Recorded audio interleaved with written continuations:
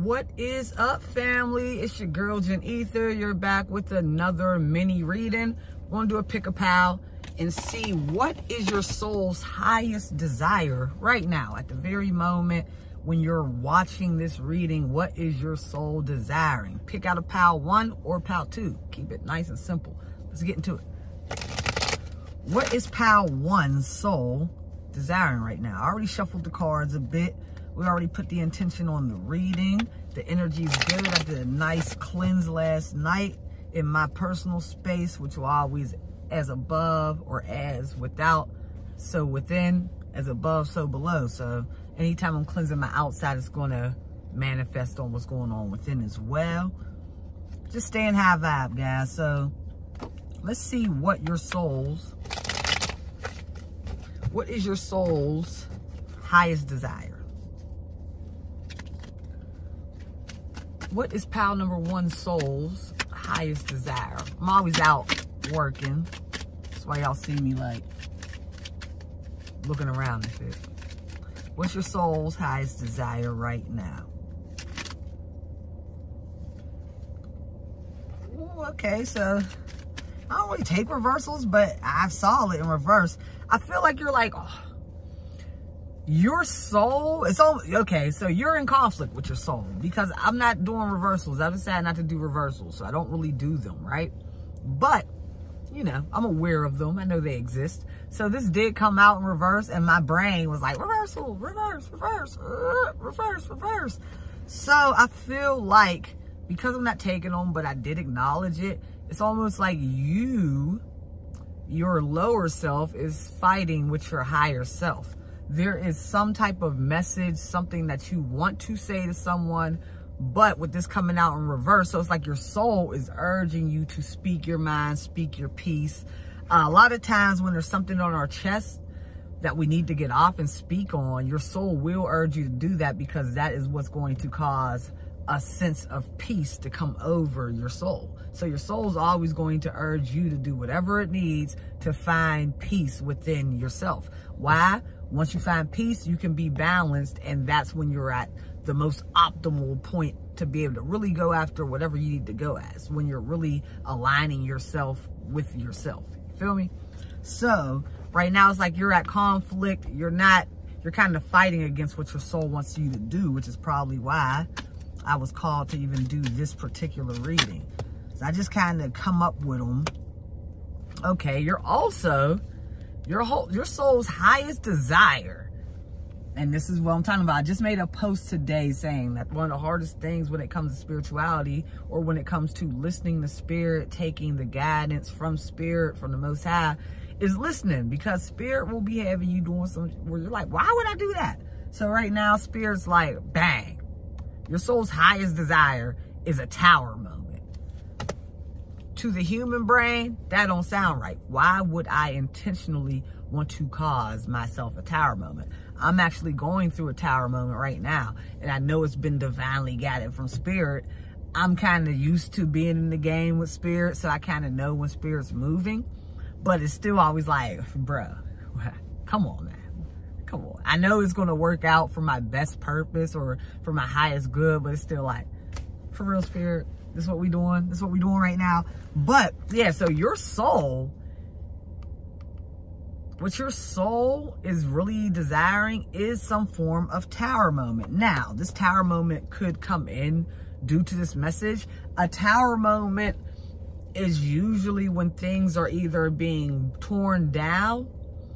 So either these messages could lead to the tower moment, or the messages is the actual tower moment. But it's usually when a tower moment can only come, things can only come crashing down when they weren't built up on a sturdy foundation to begin with. So the tower moment is needed because you have to rebuild. It's literally, I always take it to construction. If I start building, let's say Trump Towers, I'm saying it because we already know this building is massive. So if day one on the construction of Trump Towers, I go in, or the trade center, like the way that building was built, it got destroyed, but it was built with so much structure. That's why it was able to come down. I just heard this. I didn't even know this. So we'll use the trade center. The way they built the trade center structure was, you gotta think about it. New York, all the buildings, the skyscrapers, they are next to each other. So they had to build it in a way where if that huge tower fell to the ground, it wouldn't go to the left or go to the right or go to the front, kill everyone in the front, wipe out all the rest of New York to the side. I mean, so its structure was built in a way that if anything was to happen, it would come straight down. You would see it fall how it fell. So that's the ingenuity of the engineers who even did the math to put this together. So, divine math, spiritual math, what do they call it? There's a certain geometry, I can't think of what it's called, but there's a certain geometry, and it's where you're really dealing with the numbers and spirituality. And all of us are encoded this way. Even if we're not really picking up on it, our higher self knows how to put these equations together to give us our best outcome, right? So, somewhere in your equation, when you were building this tower, there was something that was not looked at, there was something that was overlooked, there was something that was crucial to this tower being able to stand tall. So, instead of you wasting time, your soul wants you to tear down the tower so you can begin to rebuild. Like I said, if I'm building and I notice week 10, that week 1 we did something wrong, I'm not going to want to continue till we get the building up. I'm like, oh my goodness, 10 weeks worth of work down the drain. Throwing the plans, damn it! You know what I mean? You know, the rolled up plans that you see the construction workers with. Look at this, guys. I'm pissed.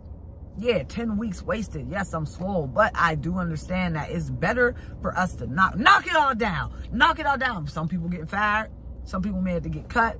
But I know that the building has to get knocked down. And we have to rebuild from the beginning to make sure it has the proper structure so it can withstand the test of time. I want my building to be here for generations and generations to come. What else is your soul desiring? And then we're going to move on to PAL 2. What else is PAL 1 soul desiring? Let's see, can I get this card? Yep, I got it. Okay, so your soul is desiring for you to hold back your cup right now. They want you to go within. When you're holding back your cup, I've done this many moons. Holding back your cup, it doesn't mean you're not showing love. No, they still want you to exhibit love. They still want you to be a loving person. But they don't want you to necessarily just pass your cup out willy-nilly. They want you to be conservative with your cup. So right now your soul wants you to kind of hold back. Which, let's get clarification. So I feel like there's something, I feel like there's 2 parts to this. Because in the same sense, I told you there's a message that should be going out. So I feel like there is a message that should be going out. Maybe the message is to tell someone that we need to hold back. Or this is 2 separate situations where you're sending a message out to someone else. You're telling something else that we need to hold back. This could be job. This could be relationship. This could be if you're searching for a house, you have 2 prospects, business partner. So take this how it resonates. But those are your messages. Your soul is calling for you to cause a tower moment because something wasn't stable. So in order for you to build up a stronger structure that will stand the test of time, your soul is calling for you to build in this tower, or to build or to tear down the tower, to have the tower moment. PAL number 2. It's PAL number 2, soul 1. I just heard, oh my goodness, it's funny, damn. Okay, so your soul, PAL number 2, is calling for celebration. Your soul really wants to be able to celebrate, and not like I'll go out sometimes, like there's a lot of times where I'll go out and have a great time, like literally celebration. The energy is just right in the place. The people are right, I'm right, the energy will be right, the people are right, and we're celebrating. But at the same time, I have gone out as well where the energy is horrible. no, it's not great. It's not popping. And it's horrible, and maybe I'm putting on a bit to make myself have fun. They don't want you, your soul is not desiring that. Your soul is desiring for you to be around real people that are having a really good time. Real soulmate energy. So your soul is actually calling in, what I heard is your soul tribe. Your soul is ready to meet the rest of the soul tribe. Pile 2, what else does your soul want? Yeah. Your soul is ready to be free. You're ready to be completely yourself in your own energy, to walk in your sun. Your soul is also asking you to hold back from overspending. Your soul that wants to, like I said, never about being stingy, but wants you to start to really meditate about where you're putting your money. Where's your money going? When I'm spending my money, is it going towards anything of purpose?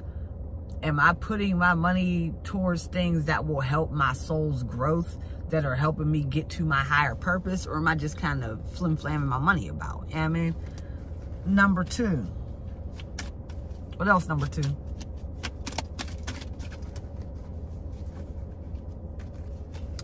Too many. Give me one more card for pile number 2. Y'all's going to be a little shorter.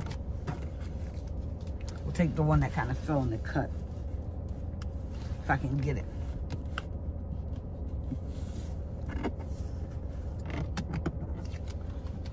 All right, pile number 2. Your soul wants you to go mentally, not physically. They want you to go into thought, go into meditation, and begin to, basically, I'm feeling right here is like just kind of be in your own space, your own thoughts. Let your own brain just start to turning for you, and you'll be amazed what ideas you come up with. Let's get one more card for pile number 2. What does their soul want them to do right now? What's their soul's highest desire?